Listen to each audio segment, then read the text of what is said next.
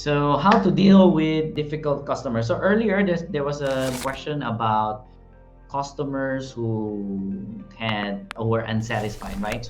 Who gave a negative feedback. And then this question is more, for example, how like a customer real time is very difficult. And I because the reason why I was interested with this, I experienced something similar. And as a trainer, right? So I work with a lot of people inside the room. And there was one time I was doing this training, and one of my participants, the trainees, is a bit annoying and loud. That this person was basically disrupting the whole room, and the other participants weren't happy about it. And so what happened was there was kind of like this tension and our argument between like the participants. And since it's my training and I have to really handle the room, the this person was really kind of like in an angry state already, and she started to put that anger towards me as the trainer. And luckily, I mean, I was already very much self-aware. I've been practicing meditation, mindfulness, and so I was very objective and in a way zen. And the emotions that she was like projecting towards me really didn't affect me. And so I started having just a conversation and then asking that person questions until like her emotions also subsided. And then she sat back down, and like was totally okay, all throughout the training already. And I think, especially if you are just gonna start your own business right now, and if you are concerned about those kind of people, like difficult customers, after being in business for 13 years, right, and doing different businesses, one thing that I can tell you, and also speaking to a lot of other business owners, having an experience with a very difficult client or customer is very rare, right? It doesn't really happen a lot. And maybe because in social media we would see some videos about this kind of people, but reality is maybe 99% of the customers that will go through you will be either very good customers, or just like standard customers that would probably buy or use your service, right? And there's very very little, like 1% or maybe 2% of those type of clients that are very difficult.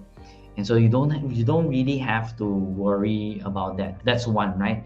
But then the next thing is that, what if, but Coach Jovan, but what if it does happen? What if I'm those 2% type of business that experience that?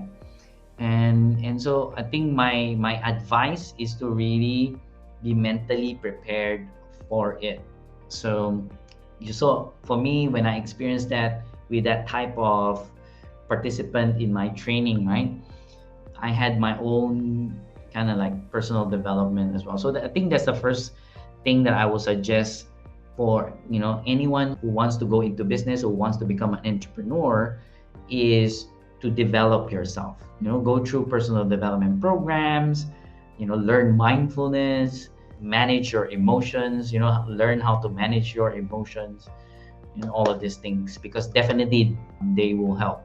So other than learning all the business planning, learning all the strategizing, learning about marketing, and that's one part of it. But remember to also learn about yourself, develop your self-awareness, improve your go through personal development programs.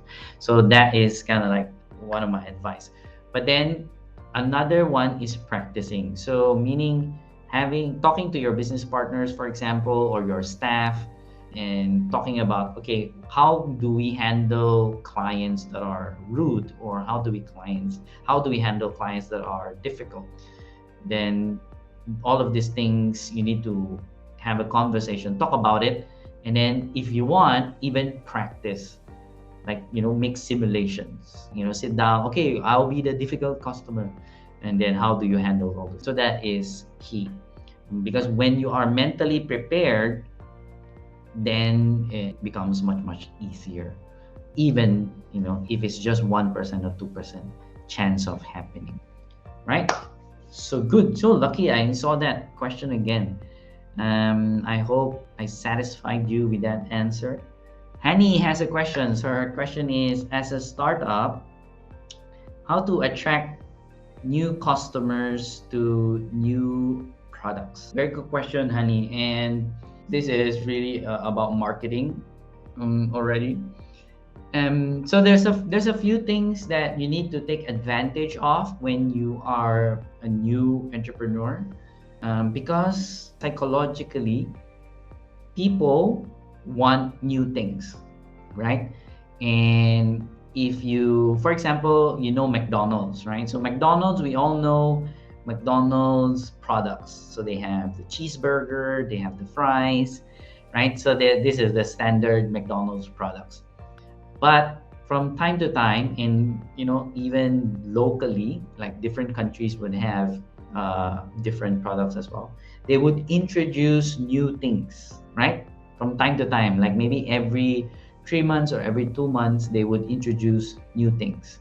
Oh, this, for example, in Singapore, they have the in Chinese New Year, they have this special burger, or maybe they have this Japanese style burger, or recently they developed, to cater to the local flavors, they developed a nasi lemak burger. So people definitely want new things. And so as a new entrepreneur with a new business, with a new product or new service, you need to take advantage of that novelty. And the way to do that is to really market your product. And when I say market, is to communicate, to reach out to a lot of people as much as possible, especially when you are starting a business. And so when we last year, during the pandemic, our coaching and training company, we shifted and we developed a product. So we developed a product called EmoQ cards. And this, so from coaching and training, like a service, right? Then we developed a product. And so it's something new in the market. And we checked, and no one has done something similar as well. And so what we did in order to reach out to more people, of course, is go through our networks, right? And so what I did was I created an event.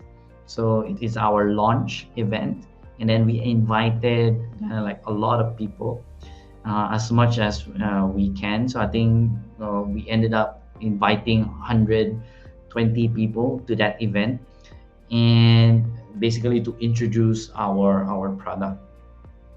And the thing is, because it's new, so a lot of people were curious, a lot of people wanted to know. But of course, there are like other marketing tactics there, right? So we invited some well-known speakers to that event, so that so it attracts other types of people as well. So that's kind of like one way. But in general, what you need to really do is to communicate to as many people as possible your new products. And the barrier to overcome is not that high, because people are interested with new products. Yeah, I hope I answered that, Handy. Oh, hey there. If you like this video, please like, share, and subscribe. And remember to click the bell button so you get updated of the new videos. See you in the next one.